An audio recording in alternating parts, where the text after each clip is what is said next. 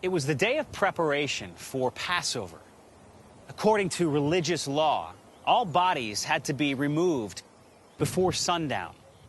Joseph of Arimathea, a rich landowner and a secret disciple of Jesus, asked Pilate for the body of Jesus. Pilate gave him permission, and Joseph laid the body of Jesus in a family tomb.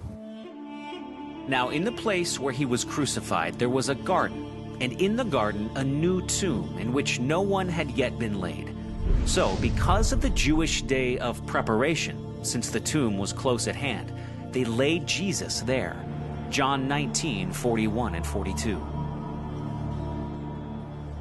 While the followers of Jesus mourned, the religious establishment in Jerusalem had an entirely different frame of mind. They thought that they had finally rid themselves of Jesus. They had manipulated the Roman leadership in order to obtain a death sentence, and now they would leave nothing to chance. They approached Pilate to demand security at the tomb of Joseph of Arimathea. Sir, we remember how that impostor said while he was still alive, "After 3 days I will rise." Therefore, order the tomb to be made secure until the 3rd day, lest his disciples go and steal him away and tell the people he has risen from the dead, and the last fraud will be worse than the first. Pilate said to them, "You have a guard of soldiers. Go make it as secure as you can." So they went and made the tomb secure by sealing the stone and setting a guard. Matthew 27:63 through 66. According to the Gospels, there were a couple of levels of security at the tomb. The first was a huge rolling stone that blocked the entrance. Here you can see an authentic 1st century tomb in Jerusalem where the stone rolled on a track cut into the rock. These stones were very heavy and needed several people to manage them. The next level of security at the tomb involved guards. The Gospels state that Pilate authorized a watch to be placed at the tomb, most likely a contingent of Roman guards, although some have argued that Pilate simply allowed the Jewish authorities to use their own temple guards. Either way, the Gospels tell us that guards were placed at the tomb for the sole purpose of making sure that nobody tampered with the body. So, Joseph of Arimathea had control over the body of Jesus.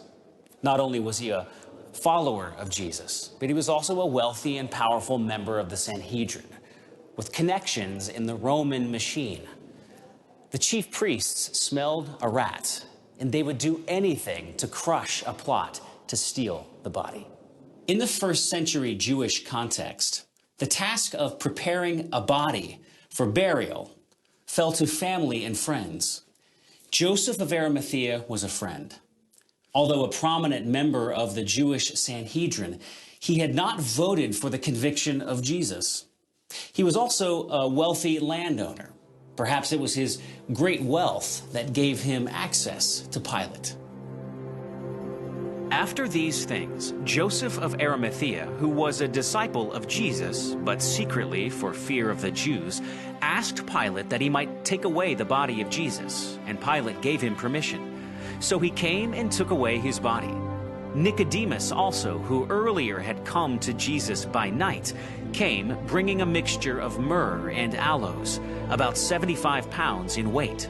So they took the body of Jesus and bound it in linen cloths with the spices, as is the burial custom of the Jews. John 19:38 through 40. John recorded that Nicodemus was also there. If you recall, he was a Pharisee and ruler of the Judeans, who sought out Jesus one night in Jerusalem a couple of years earlier. Like Joseph of Arimathea, he too was a secret follower of Jesus within the formal religious structure. It was to Nicodemus that Jesus spoke the verse in John 3:16, "For God so loved the world that he gave his one and only Son, that whoever believes in him shall not perish, but have eternal life." Perhaps Nicodemus was now beginning to understand the meaning of this teaching. It's interesting to me that these two men here mentioned as helping prepare Jesus' body for burial, Joseph and Nicodemus, were both part of the so-called religious establishment, the very religious establishment that Jesus spoke out against when he was alive.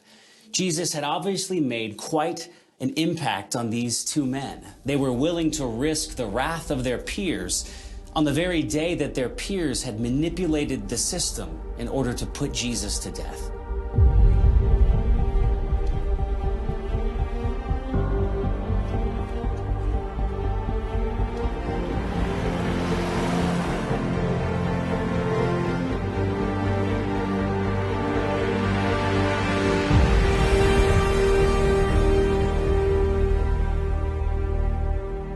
The family tomb of Joseph of Arimathea probably looked like this one. A few examples of first-century tombs like this here in a local Jerusalem park can be found in the area. Now, the tomb described in the Gospels was a single-chamber, rock-hewn tomb with a bench carved into the wall. The body would be placed onto the bench for preparations with oils, spices, and linens. So what was this very long and horrific day like for the people who loved and followed Jesus? This man who promised victory appeared defeated. He had been tried, tortured, and executed. Jesus of Nazareth was dead. His body was prepared for burial and laid in a sealed and guarded tomb. On these historical facts, there is very little disagreement, even among the most skeptical opponents of the Bible. Where was the hopeful ending? The disciples thought Jesus could be the Messiah. Now he was lying lifeless in a tomb, and they were scattered, hiding, and heartbroken. But the story doesn't end here. And what happened next would change everything.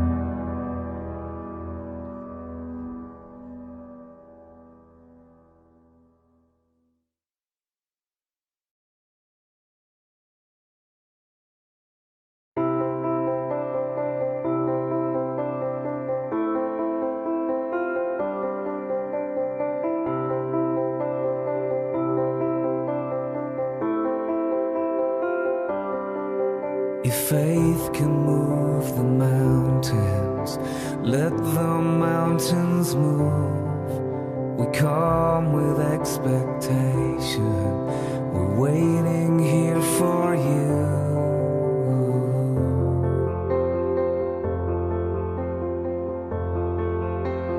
Waiting here for you.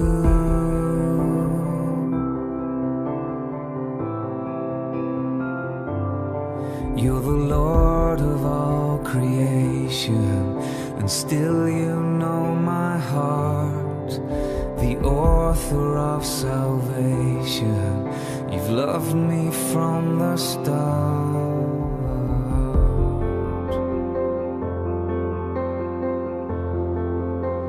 Waiting here for you,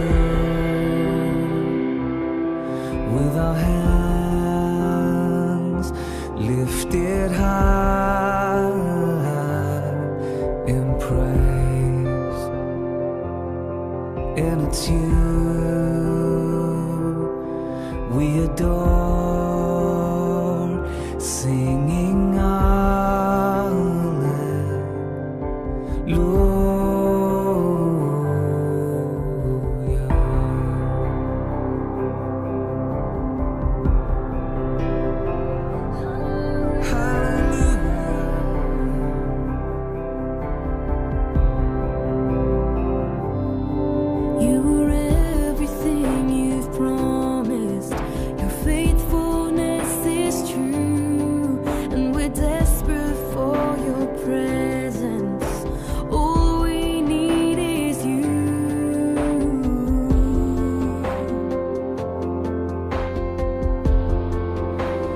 Waiting here for you, with our hands lifted high in praise. And it's you we adore, singing